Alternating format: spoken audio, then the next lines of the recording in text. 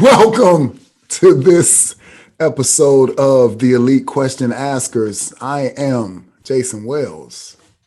I am Mo Williams. Peter Taylor.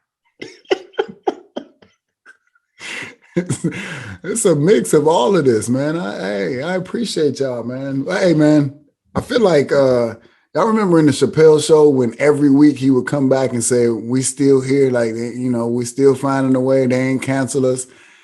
Here we are, man. 4 weeks into it, we ain't got canceled yet. So whatever. Yeah, I feel like this too, Mo. Every episode we've had some type of reference to like something. It was six fingers pointing back at you. It was 8 games left or 9 games left with DT. It was DT with his minority groups. Like, it is what it is, man. His minority group that loves extracurricular activities. And apparently I also have the wrong color shirt on. That was the first thing he said to me is why you got that color shirt on. So Yep. You keep talking, we're gonna get a lesson in sign language too. Oh wow.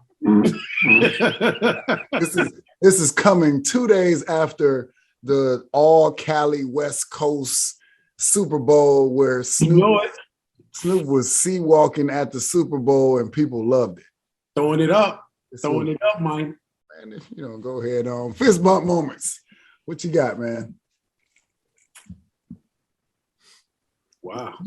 Mo, you know what's happening. Don't act like you don't know. You know what's happening. DT's gonna say, Mo, go ahead and take that one. See what happens. Come on, Mo. There you go. There it is.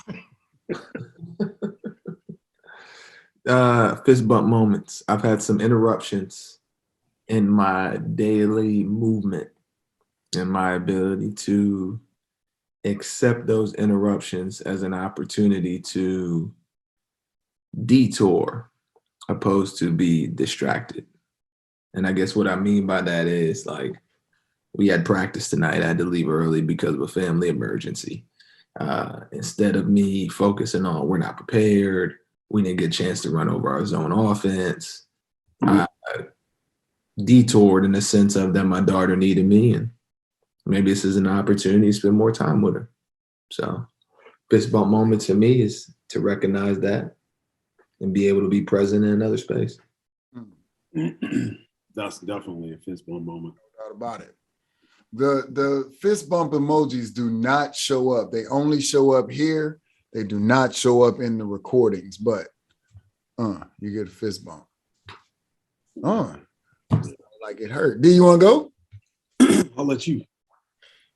I got a fist bump moment that actually just happened a couple hours before recording. I got a text message. You guys know I do a every other Sunday group with a group of young athletes. We call it the Hoop Group. And actually, it's not all basketball players. The majority of them are, but I got a young man who plays hockey. I got a young man who plays baseball. The youngest guy is 12. The oldest guy is 19. He's a sophomore in college.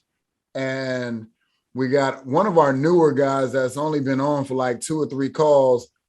He wrote me a text message at about 6:30 and he said, "Yo, Mr. Jayson, just wanted to let you know I truly appreciate you in the Hoop Group. You are teaching me to be creative and live more with a purpose. You encourage me to make a group chat with my guys and we check in and motivate each other and encourage each other. All from you. I appreciate you." It's coming from a soon-to-be 17-year-old kid who very realistically, I think, sees the light at the end of his tunnel as far as his athletic career goes. And like the majority of young people, he has wrapped a lot of his identity around that, around being an athlete, around playing sports. And yeah, man, to get that message from him out the blue, yeah, that's cool for me. I'll take that all day long. So that would be my fist bump moment to him and to myself and to y'all, man, for like we pour into each other. I'm not who I am without y'all. So that's my fist bump moment. Yeah, that's a serious fist bump.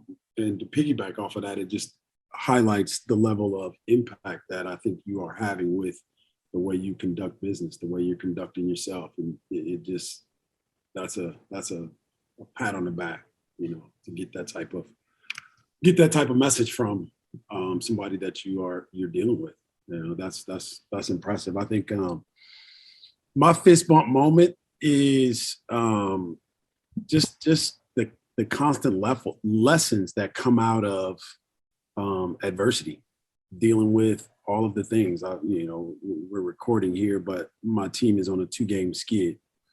But in watching the film and talking to my team or our team, the thing that comes up is just, it's not anyone else, and no disrespect to the other teams that we've played, but it's us.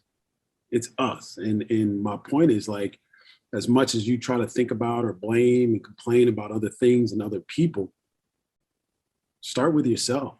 Be amazed what you are able to accomplish if you start with yourself and concern yourself about yourself and what you can accomplish in those moments. And so I think we're up against that and learning, at least for me, I'm learning that, as much as I want to talk about other people or we talk about other teams, let's just focus on us, because there's enough to learn right there that we can be better for experiencing the situation that we experienced. Message. I thought when we talked on our one-on-one the other day, I guess it wasn't our one-on-one. It was just us talking. But you said the way across the board, not just your team, but clearly we're gonna only talk about your team. You said on any given night when we're concerned about anybody else and we're not doing what we're supposed to do, anybody can beat us. No doubt. However, contrarily, when we are doing what we're supposed to do and concerned, nobody can beat us. I think that's a hell of a statement. And it's all wrapped around that personal accountability piece of what are we focused on? What are we doing? Are we, executing the game plan, all these different things? And that determining factor will determine whether literally anybody can beat us, from bottom team in the conference to, if we are doing what we're supposed to do, nobody can beat us. And that could be the team that's first or tied or we lost to earlier or whatever. Nobody can beat us if we are. That's a powerful statement that just bring that home, man. Yeah, I think it's also, it is powerful, but it's also, I've been a head coach for now going on 9 years, and I'm just in a situation or experience to be able to learn that lesson. That when we take care of us, we have enough to be able to beat anybody. But when we don't, anybody can beat us. And that is, to me, that's a level of greatness. Not that our team is great, but that's how you achieve a level of greatness. Tom Brady and those guys, they're not doing nothing spectacular. They're just showing up and just doing them in the moment. And they just do it over and over and over and over again. That consistency allows for a level of greatness that the public celebrates. Ignite question. A little bit serious, but I'm intrigued to hear like how we come out of this, and it will definitely pour into our content and our topic for the night. But share a story about a time that life punched you in the mouth, and how did you get through it?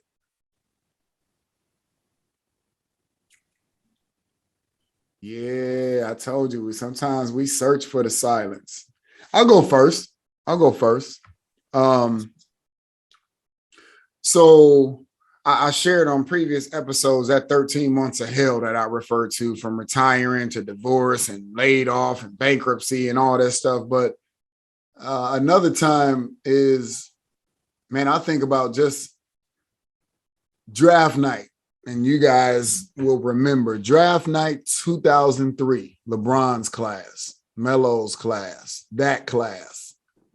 June 26, 2003, while most of the world was celebrating the draft and watching the draft, I got a call from my brother that told me my dad passed away. And it was a lot. And it's funny because in that moment, I just shared this story with one of my guys. My guy that I came in with as a freshman, his name is Derek Stroud. His mom passed going into our junior year of college. And he basically played he's from down here. He's from Atlanta, from Georgia.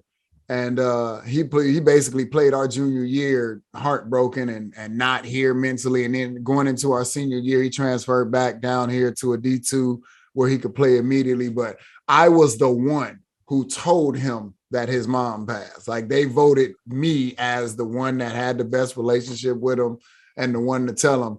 And when my brother called me and told me about my dad, D. Stroud was the first person I called, and he lives probably 40 minutes away from me. And I promise you, in that moment, of course, I understand the realistic part of it, but in that moment, I feel like when I hung up the phone, next thing I know, he was pulling up, and I was sitting on the back of my car with a pint of Hennessy, and that was how I chose to deal with that news. Cutting a long story super short, I drove to Cleveland for the tail part of the services. This was all like his funeral was like the 5th. I'm gonna tell you this. So he passed on June 26th. Services were July 5th. I drove up to Cleveland only to drive right back on July 6th, because on July 7th, I flew to Summer League out in LA, out in Long Beach. I was watching that game, and I was like, I was telling T, I was like, yeah, like last time I was in that gym, last time in that gym, I busted Chicago Bulls ass for 18 points in 18 minutes. But anyway, but that was a hell of a time, man, to lose my dad. I'm in the middle of my pro career. I'm still trying to make this NBA thing, and in a nutshell, what it taught me was, I got this. Like, that adversity actually set me up for what happened with the 13 months of hell. And the 13 months of hell set me up for whatever I've gone through since then. And so, yeah, man, that's the one that I would stick to and share. And really has taught me that, like, cool, you got this. So that would be mine. That's crazy. Yeah, it is, man. I've heard that before. Every time I hear it, it's deep. I'll go next. I touched on this, I think it was last episode, but I'll go into greater detail. For me, man, it's being cut from basketball teams. So I was cut in high school, then I was cut from 2 different college programs. No reasoning at all other than, hey, we don't want you. And, I grew up being the first picked guy in everything that I've ever done. And I mean, the high school one was extremely challenging because, I went from going to one school to now going to a school that's nationally recognized and has NBA players that's coming out of it, and NFL players coming out of it. And I thought that adversity was done, and then being cut from 2 different programs, and one being the school that I currently work at. And, you guys have heard this story, like the office that I was cut in is literally the office that I share today. That's true. And it's a reminder for me that all of our pain has a purpose. Like, every piece of pain in your life has a purpose to it. And that's what it taught me. And now I sit in an office, I sit in a position where at one point I was told I'm not good enough, to now I'm able to lead it, control it, and to build it the way that I want. And I share that story often. Even when I got the job, it was one of the first things that I shared, because I wanted people to know my scars more than I wanted them to know about any highlight about me. And I'm realizing more and more that as I sit in this position and I'm given in this position, it's not about me. It's not always the next, who's next. And if God's using me to be able to be an example of what's next, then all I have to do is just keep moving forward, and everything will be what it should be. So, yeah, it was a very painful story. I know I went through it quick as if it wasn't, but it was painful because I didn't know that my identity was into that ball, that my identity And basketball is my escape from a lot of things. So to have those things taken away, to lose direction and sight on what I wanted to do, that was hard. That was really hard. But in reality, the plan for my life was to be what I'm doing now. And I just had to keep moving forward and being patient through it all. That's an interesting question. It makes me think. I think the three of us had this conversation in terms of asking this question, or maybe it was on the men's call. I can't remember, and I can't quite remember the words that were used, but it was something centered around, does your purpose, can you find your purpose without pain or adversity? You remember what the question was? Yeah, it was literally just me asking, like, do you have to basically go through the bullshit to get to your purpose or your destiny or however you choose to phrase that? But can you get to it without it? Yeah. And my question to you guys would be that, can you get through or to a level of success, I guess, without going through some things, without experiencing some adversity or some pain? Can you get where you're trying to go without that? That would be my question to you. I'm gonna say no. I think it makes it very, very, very difficult, because I do feel like, and Mo and I talked about this the other day, is this little saying that I have: you got to collect the dots before you connect the dots. Like I gotta collect these dots before I can look back and say, oh, that's why that relationship didn't work. Oh, that's why I didn't make that team. Oh, that, and not that it's all the bad stuff that you're connecting together. Oh, that's why I got that promotion. That's why I got hired here. But I think the whole thing with connecting the dots is really wrapped around two things. One is the acknowledgement of collecting these dots. And I think one of the ways, in 2020 forced all of us into this, one of the ways that you realize the dots that you've collected is by having a pause, to be able to stop and look back and say, oh, okay, I can connect it. Or first off, damn, I got a pocket full of dots right here. What I'm supposed to do with these? That's the first thing, is acknowledging you have them. And yeah, I think once you get there, it's those pauses. And 2020 gave us all a collective pause. And I feel like those great people, those high performers, I feel like they intentionally create pauses, which allow them to be able to assess the dots that they have. So whether it's a daily pause, a weekly pause, a monthly pause, whatever it is, it's an intentional stop of, okay, cool, let me assess this period of time. I see these dots I got. Now let me look behind me and see where I put these dots up. And it plays also, commit to the cliche. It plays also into the cliche of hindsight is 2020. Well, if hindsight is 2020, at some point I need to look backwards. Message. So yeah, I think you do need to go through it, because that's how you kind of get to where you're getting to is like Mo said, your purpose comes, part of your purpose for sure, I believe, comes from your pain. Yeah. What do you say to that, Mo? Yeah, there's this quote, man, that I always held on to during some of those times that I was telling you guys about. It is that life is lived forward, but you can only understand it looking backwards. And why that always stuck with me is you're never going to understand while you're in it why you're going through it. But as you look back at it, it makes sense. Basically what Jay just said.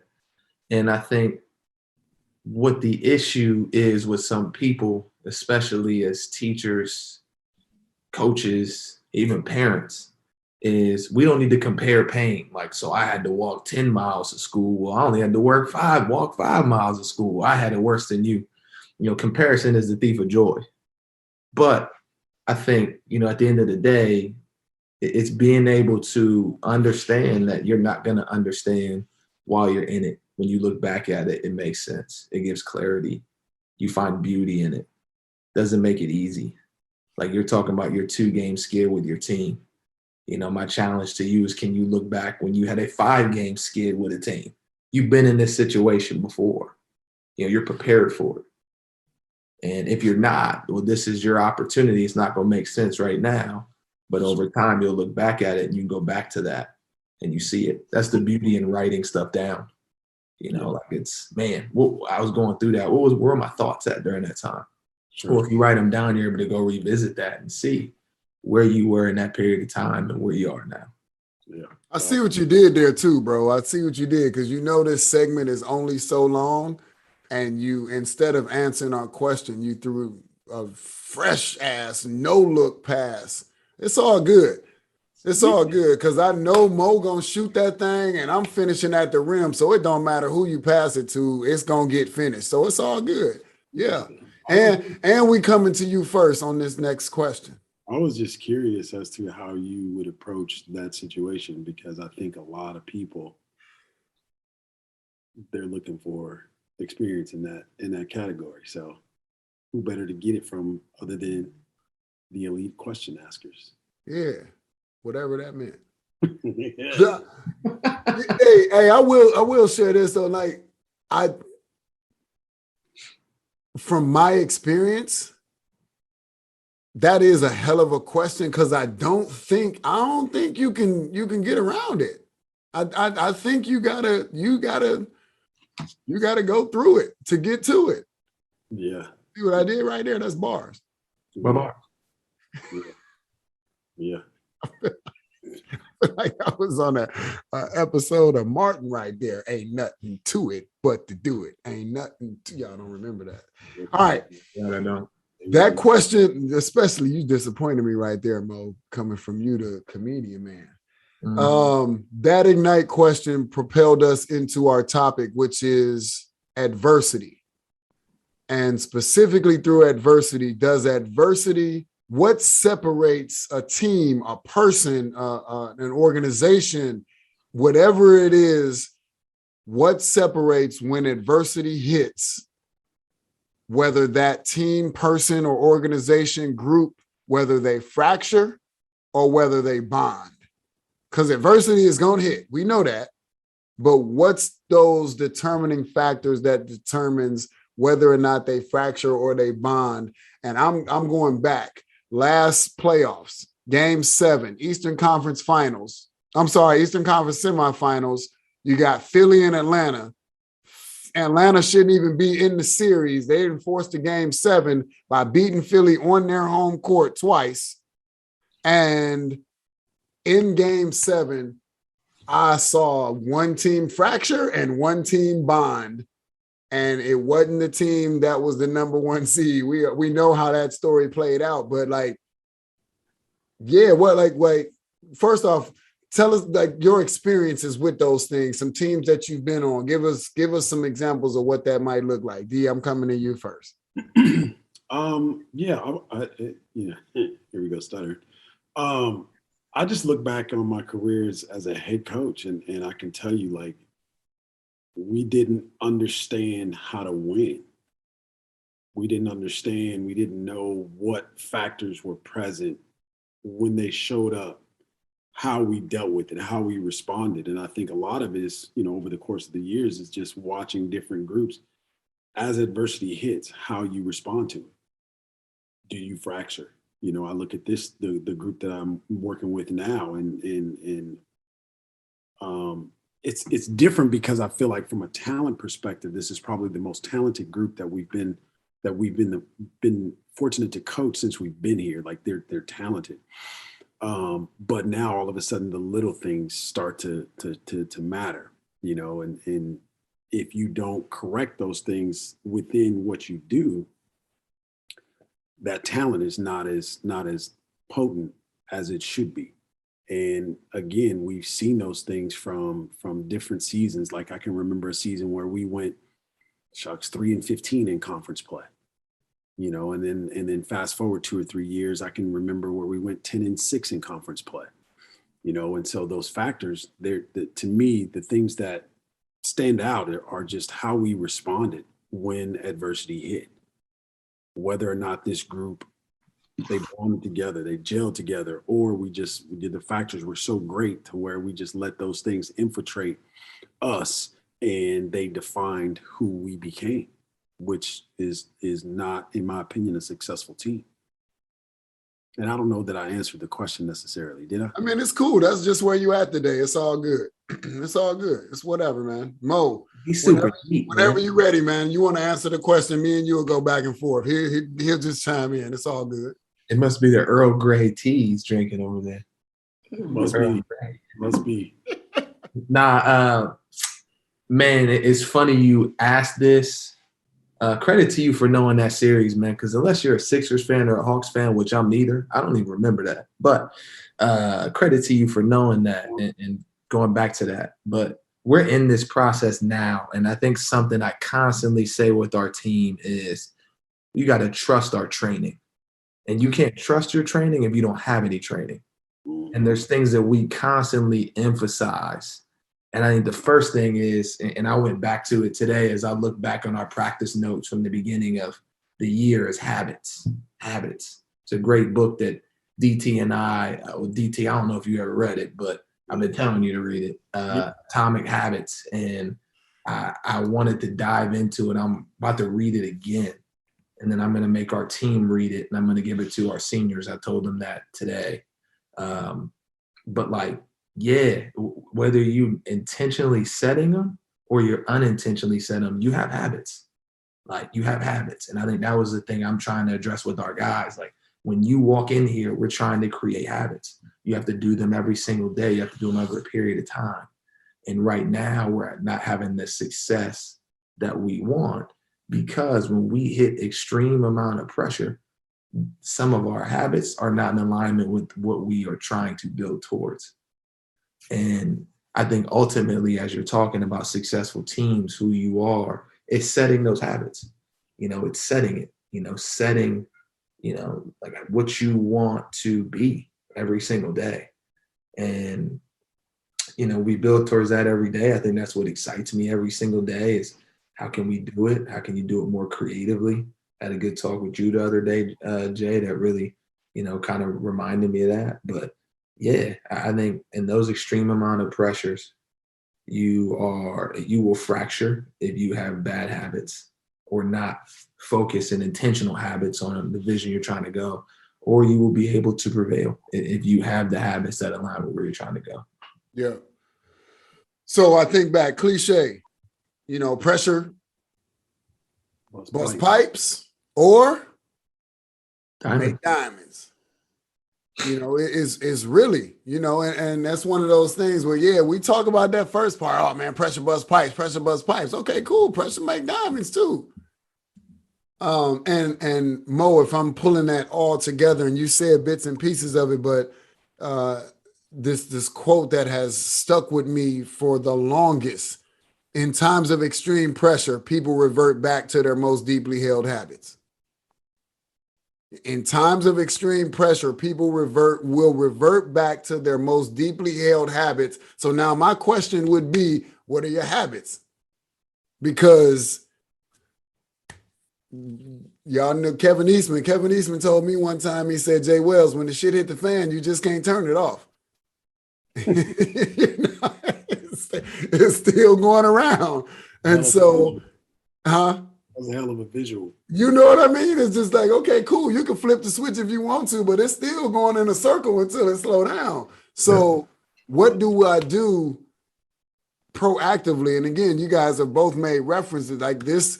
This is where I show up and I do what I do is how can we proactively anticipate not only what we think is going to happen, but what we don't know is going to happen. Like that's the whole piece. Cause now I'm in this situation where when the adversity hits, I might not have necessarily prepared for that piece of adversity, but I'm prepared for adversity and I can navigate through it with some sense of comfort. So just with that, where you at with that? Do you got anything? Yeah, really quick. I just wanted to add another cliche to what we've been saying, but I think it's so true. And it hits home with what Mo said and what you said in terms of, I think Tony Dungy said this. He said that, we don't rise to the level of the occasion. We sink to the level of our habits. And so that's how you propel yourself in and out of those situations. And you ask yourself how you're going to act, how you're going to respond in those situations. Well, your habits. If you have habits that are in alignment with what you want, sure, are you going to miss? Are you not going to achieve all that you want? Sure, that happens. But when you look back, you say, I stayed true to my habits, whatever they were. And over the course of a season with a group, even the group individual, you develop habits, but as a team, we develop habits. And right now, when adversity hits our group, right now we falter. We go the other way. I think one of our coaches called it fraudulent because we don't respond the right way.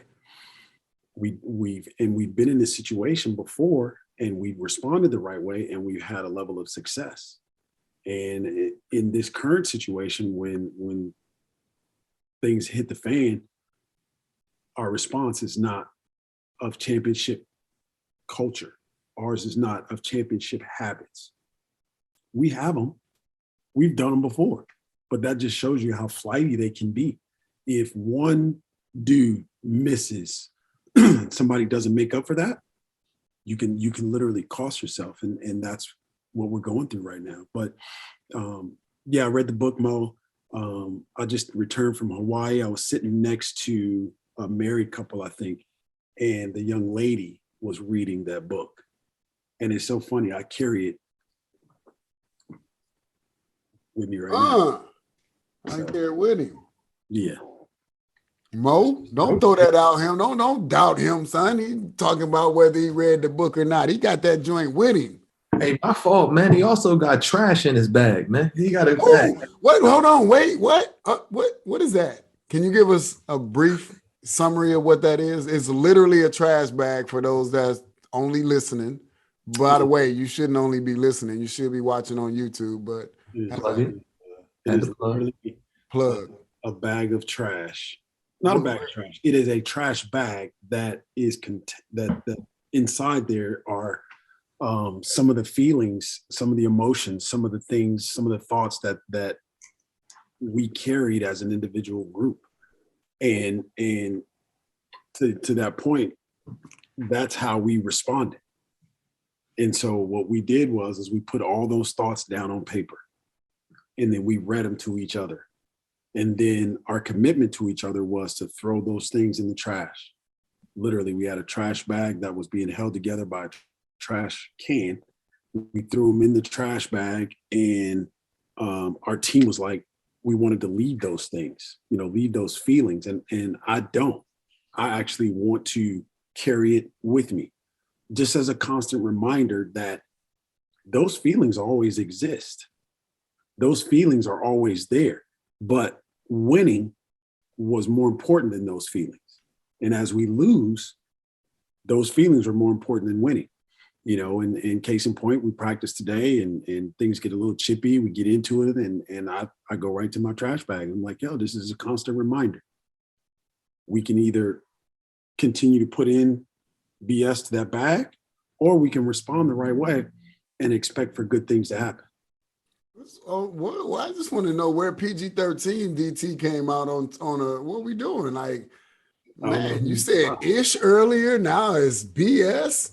I myself, when I hear you tell this garbage can thing, I just think of you as a fake ass Ted Lasso. That's what I think. Is that something Ted Lasso did? Yeah, remember he did the one where they all threw something important to them into the fire. It's all good, man. It's all good. It's in your secondary memory.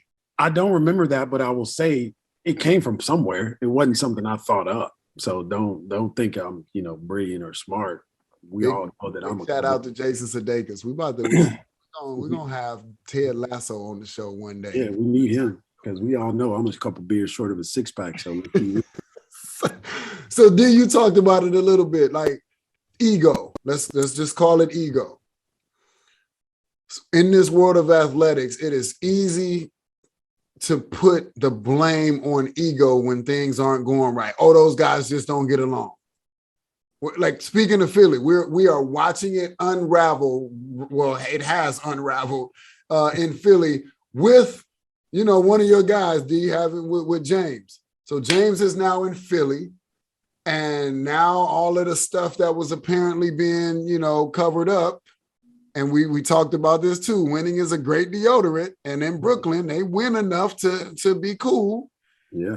But now all of a sudden, James is in Philly and all the stuff is coming out with one-on-one and calling plays for other guys and him rolling his eyes. So it's easy to talk about ego within sports, but is it more than that? Or can you attach it to some form of egos? And we're still talking about when adversity hits, do we bond or do we fracture? What part of that has to do with ego? I think it all has to do with ego. And I think it all is in my vernacular, it's all part of selfishness. Like ego is your own ego. There's some selfish ways, some good, some bad, but they're there. And literally that's the reason why I want to carry this trash bag throughout the rest of the season, is just so that we acknowledge the fact that our feelings didn't really go away. We're driven by, we're motivated, we're attracted to the other feeling of winning, what that gives us, what that leaves us, the legacy it leaves for us. We're attracted to that. But that doesn't mean that your ego went away or whatever form of selfishness you were dealing with, it went away. No, that ain't. Because in a lot of ways, that same selfishness, some athletes use it to fuel themselves. And so I just think it's important to acknowledge that. I think it's important to not ignore how you feel. I think it's important that you pay attention to how you feel, but how you respond determines the outcome. If you let your ego control you and it drives you, you're probably going to upset and piss off some of the other teammates, or it's just a nasty combination. But if you acknowledge it and you say, okay, well, this is how I'm going to respond because of it, that, in my opinion, I think you have a better chance of having some success. That's just the way that I look at it. That's the way that I perceive. I mean, I haven't heard all the stuff in terms of going on with what's going on with Philly and this and that, and, the Brooklyn Nets. And I mean, those guys get paid so much money. I mean, it's literally like a millionaire soap opera. Those guys they get so much. I mean, there's so much money. I mean, it's embarrassing. And again, I think that has a lot to do with it as well. A guy knows he's making so much money. What you gonna tell him? What you gonna say to him? Hey, don't do that. Yeah, right. Oh, you got anything with this, bro? Yeah, I go back to what every year I feel our jobs are. It's taking a collection of individuals and making them a team. And until they've died to self, which is ultimately what you're trying to do every year, dying to self, the definition to me is my way doesn't work. I'm interested in my way. My way can feel attractive when I'm not getting what I want. But at the end of the day, I've come to the realization that my way doesn't work. I need you and others in order to get to a certain destination. And until you reach that, your organization, your program will continue to be inconsistent. And we are still in the process of that. We still have some guys where some days, man, it ain't gonna work. I'm listening. And then there's some days where, I told a young man yesterday, he played 4 minutes and had a very, very poor stat line. And he asked me after the game or the next day, why didn't I play? And I'm looking at him like, okay. That was you out there, right? And I asked my assistant to kind of, hey, what do you think? And then I kind of cleaned it up. And I was not mad, but I'm just sitting there like, for real? Are you serious? And once I was able to get myself down, and again, my word is boundary, create my boundaries, I was able to say to him, look, this is where you are. This is what happened as to why you are where you are. My job is to put the people that need to be in position to be successful in those given moments. We have to look at stats and performance, and based off of how you played and your stats, that's where you were. But I always point back to you. What could you be doing better? What could you be doing differently? And, it's creating that dying to self process. Like, okay, I might not be getting what I want, but this is where we're trying to go. I can't do this by myself. So I need you. I need others in order to get there. Message. Yeah. If I could jump in really, really quick, Jay, just on that point, Mo, like, I think also, like when you tell the young man why he's not playing, I think there has to be a level of agreement. You know, like we all have the same situation. And I'm not a big believer in plus minus system, but obviously it's at the end of every box score. It's on the sheet. And we lost. And a kid asked me the same thing. And I was like, dude, you're minus 23. The next closest guy to you is like a minus 12. What are you talking about? But it's again, it's not acknowledging and being honest with yourself. Hey man, I screwed up, or I wasn't right, or whatever the case. But you have to acknowledge that in order to move forward, in order to be coached. You know, it's what we said earlier in terms of you got to go through some things to get to some things. You know, and I just think there's a level of honesty also that okay, that makes sense. I agree, and I'm going to move forward. As opposed to constantly blaming, well, it's his fault and it's his fault. And it's the same thing we have with our group today. Like, I gave them all their own stats. And some of them, you know, they're 25, 30 minutes a game average. So their stats they have more numbers. But then there are other guys who only average like 2 minutes, 3 minutes, but they still have stats. And it's very easy to dismiss that. Oh man, I don't even play. When actually the NBA, they look at, oh, you only played 3 minutes. What did you do with those 3 minutes? Yeah. And that's, to me, there's a level of honesty and excitement. I'm not excitement and honesty, a level of honesty and acknowledgement of just that. Like, in order for me to get better, hey, I got to be productive with these 3 minutes that I'm gifted, not that I'm owed. I'm gonna throw a lob right here because I think we touched on it in a couple different ways. So as we're talking about adversity, as we're talking about does one fracture or bond, my lob is a couple different ways you could choose to go at this individually, and specifically I'm thinking about injury. Injury is something I know I hate it, and I'm gonna speak for y'all and say y'all hate it, whoever it is. Like, I don't want my opponent to get hurt. Like that just ain't it for me. But injury, guys that come to mind, Klay Thompson, tear ACL, come right back and rip an Achilles. OBJ, tear an ACL, have a severe ankle injury, Super Bowl, come back, tear an ACL. Kobe, you know, Achilles, a lot of his stuff was at the end of his career, his shoulder, like all of these different things. Yet you come back, KD, you come back from these seemingly devastating injuries to more greatness. Here's this adversity, and in this adversity, I bonded, for lack of a better word, since that's the one we're using, I bonded with myself. I bonded through the adversity to get stronger. Or the other way I'll throw it at you is, you know, we've all been around a bunch of teams and a bunch of different sports. Clearly ours is basketball, but we've seen adversity hit. What is it? What is it that allows those teams to either bond together or fracture together? I'll start it off, and I'm going team route. In the teams that I've been affiliated with, whether or not we fractured or bonded was rooted in a relationship we had with each other. And I'm talking specifically from a player standpoint. So the two stories that I like to tell most, one, my third year pro, we're in Australia. And when I tell you that this is the closest knit group of dudes I've ever been around.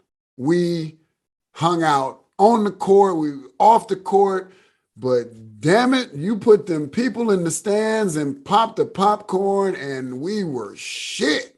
3-25 shit. Awful. Icky. Sticky shit.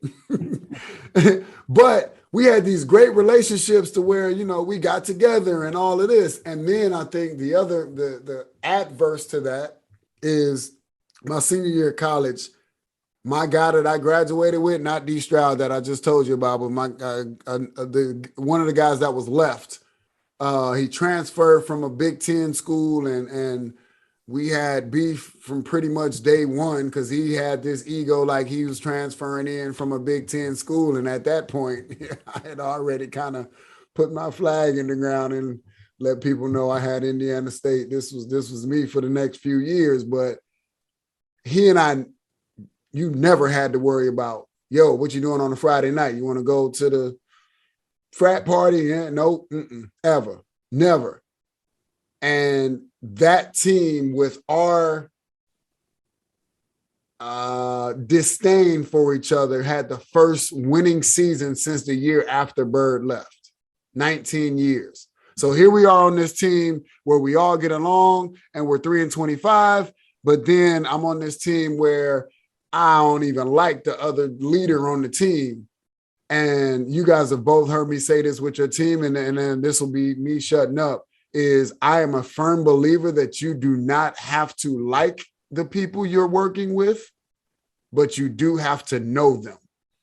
And you knowing them is what I found propels us through those adverse situations. I know, man, your little brother passed away on this day, so that's why you're struggling. Or I know, you know, whatever it is, you just broke up with your girl. I know you, and I ain't saying you got to know somebody's deepest, darkest secrets, but I know when we down 6 in the under 4 timeout, I know you well enough. I respect you well enough, which leads me to trust you well enough to know how we gonna get through this. So for me, in a team setting, the anchor to fracture or bond is the relationship. What y'all got? I'll take the next one. I think for me, staying with team set, with the team connection is communication. And what is your communication? Is it truth or is it harmony?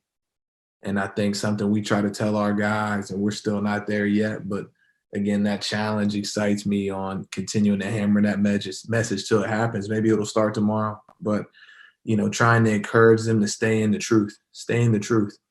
And I think it goes back to what you said, Jay. Like, I ask each guy, how do you like to be talked to? How do you like to be coached? And it's it's funny to see their reaction to that, because they look at me like, what do you mean? I want you to coach me like how you want to coach me. No, because there's a certain way that I could say things, and 5 people might perceive it one way, but that one might receive it another way. So how do you want to be coached? If you don't know, I want you to sit in it and come up with an answer for me. And then once they tell me, then I create a space where, all right, how do you like to be talked to? And then from there, like, okay, we're hitting these extreme amount of pressures. If you're a guy that likes to be yelled at, well, that's exactly how I need to communicate with you to get that message. If you're a guy that, hey, I don't respond to that, you got to pull me to the side. I'm making the message to the team, and I'm pulling you to the side, and I'm saying, yo, Jay, come on, man. We need you to box out right there. But everybody has a preference. Everybody has a style. And I think creating a space as a leader and team members, you got to figure out what that is. Once you find out what that is, in that extreme amount of pressure, how you communicate is how you get to the desired finish line that you can get to. And that's how I would answer that. Message. Damn. I mean, Damn, I can't go. You guys both just, I mean, like, I'm just going to just shut up. Like, there's nothing else to be said behind what you guys both eloquently said. I believe it wholeheartedly. What? Okay, D, throw in your experience of an individual then, since Mo and I both went team. Like, what is it? What allows that, you know, a Klay Thompson to come back from 2 back-to-back potentially career-ending injuries to have 33 the other night and just be balling? Like, what is that? I mean, I think I would venture to say, without knowing Clay personally, just some of the characteristics that he shares in common with people that have responded the same way, is just they're driven by something totally, totally different. They're driven by being the best version of themselves. And the best version of themselves, the reason why they're consistent is because they're trying to be that version. Like KD comes back, he's not trying to be James, he's not trying to be Kyrie. They have their own deal. Clay coming back is not trying to be Seth or Steph, excuse me. He has his own deal. And I think that's what motivates them. They understand that they're just a cog in the wheel.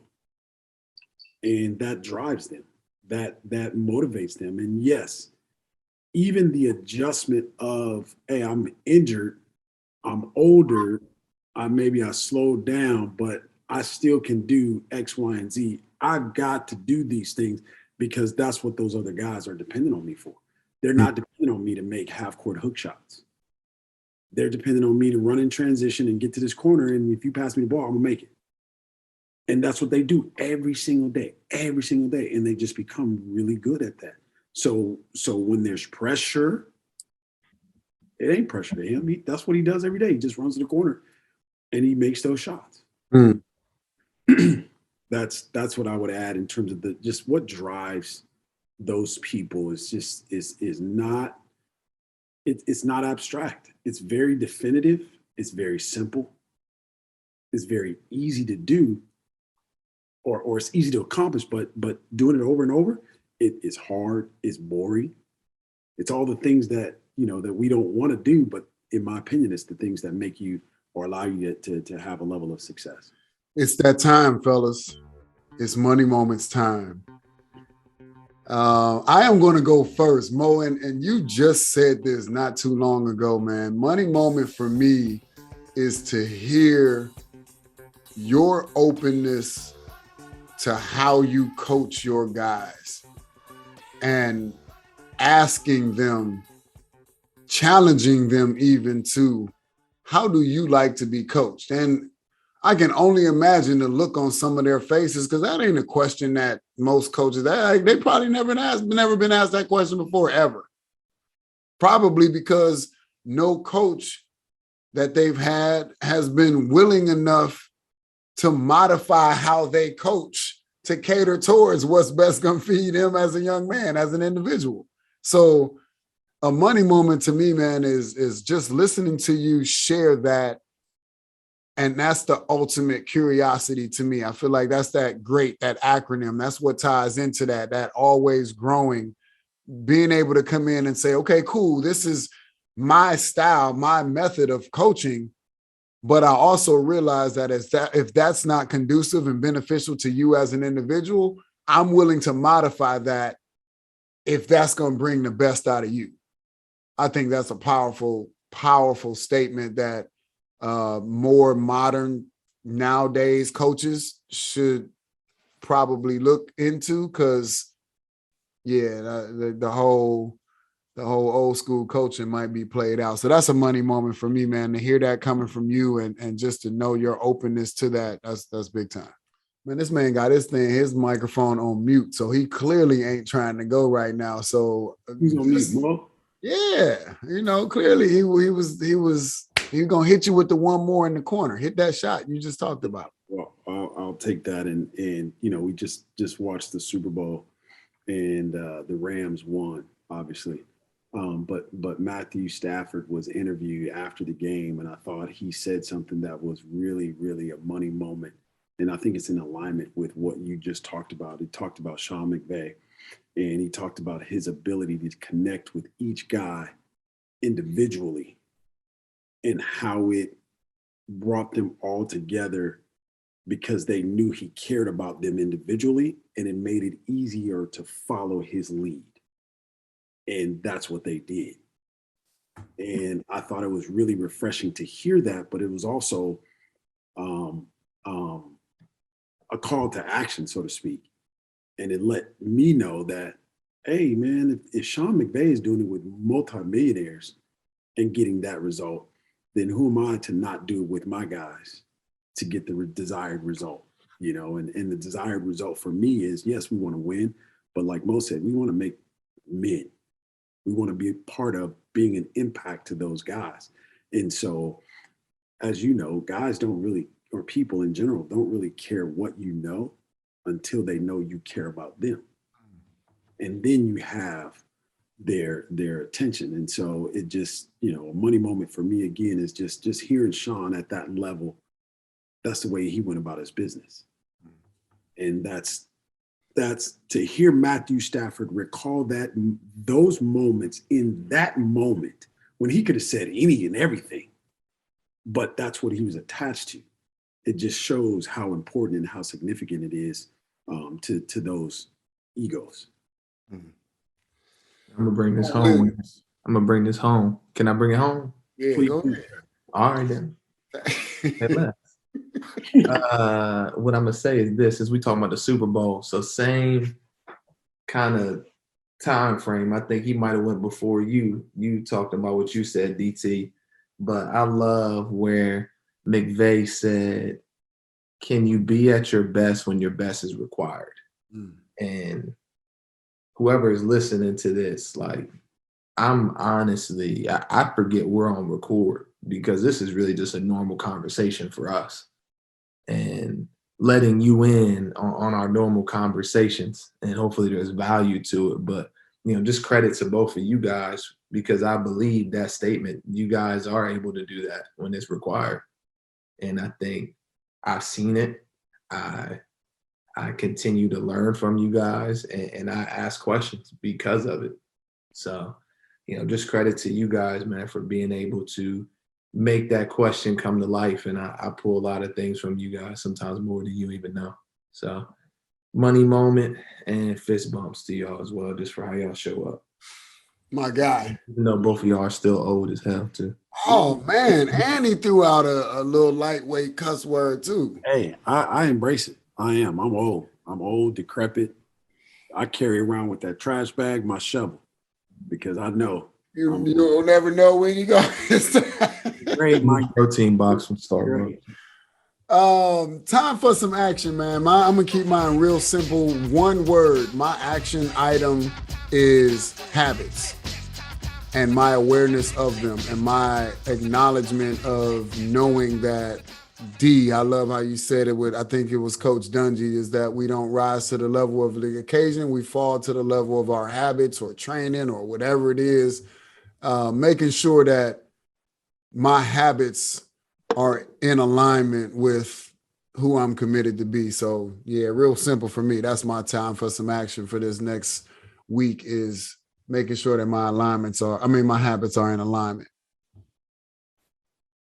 Who else? What you got? Time for some action. What you doing this week? Doing more of, doing less of? Man, I'll go. Yeah. I know he's gonna say, you go ahead, bro. Come on, go. Celebrating, man. Celebrating people. Celebrating myself. Catching them doing good. There's a coach, I'm sure he didn't originate saying this, but he always sticks to mind when I think of that. His name is Pete Strickland. He's the head coach now at DeMatha High School. He's been a Division I coach for years, but he always said, you know, catch them doing good. And I really try to do that, especially when we're in moments, kind of like what DT said, where you're in these 2-game skids. Like, they already know from us. They're going to watch the film and see what they did wrong. They're going to know that they didn't do something right. But can we, while we're in those moments, not getting the desired outcome, catch them doing something good? You know, like, for instance, I got on our team about how we show up every day, being on time. I made sure today we were all on time based on the standard that I set. So I celebrated that. Congratulations, man. That's an excellent job, guys. Yeah, but coach, we got a game tomorrow. I don't care about that. Let's celebrate what you just did, you know, because we struggled with that 3 or 4 days ago. So catching them doing good is my action item. Gotcha. Bring us home, Mo. DT. My bad. Yeah, really quick. I'm just going to do just that. Action. we sit on here and we talk and we talk and we talk, and I'm more driven by, at least right now, this moment in time. Just hey, we know what to do. It's a matter of doing it with consistency. Take action. Don't just verbally commit to the cliche. Let's take action and let's do what we say we're going to do. And so my action item is just that. Take action. My guys, episode 4 in the books. It's a wrap. TLSC Radio, Mature Mondays. We are the elite question askers. Fellas, I appreciate y'all, man. Every time we do this, I get more and more excited about showing up for whatever day we record, and check us out on YouTube as well. We got the video recordings on there, the Elite Question Askers YouTube page on TLSC. Got the links to the fan page. Go to the fan page. Also, too, man, we do our live chats as well. So as you're listening, live chat, throw that in, make that happen. We're going to keep doing what it do. I'll see y'all fellas next week, man. Love y'all. Love you too, man. One love.